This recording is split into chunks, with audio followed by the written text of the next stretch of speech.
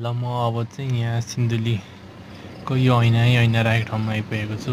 हेर्नु होला, ऐना राखेको ठाउँमा यसो भिडियो खिच्न खोजेको थिएँ अनि यसो भिडियो खिच्दैछु। अनि म भिडियो खिच्दै जाँदैछु। अनि तल खोला पनि एकदम धमिलो पानी रहेछ।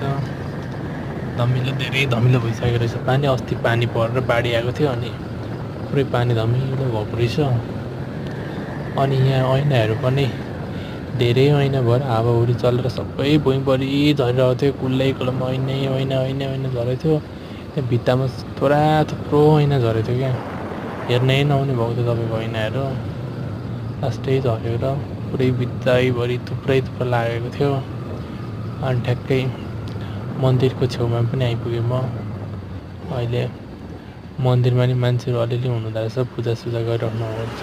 यो बसले चाहिँ मलाई लास्टै पेलेर म छेउतिर आएँ। अनि मान्छेहरू अलिअलि हुनुहुँदो रहेछ, पूजा गरिरहनु भएको रहेछ, भिड रहेछ।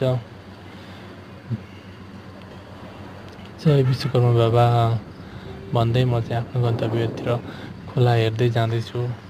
खोला पनि धेरै धमिलो रहेछ, हेर्नुहोस्, धेरै धमिलो न धमिलो रहेछ।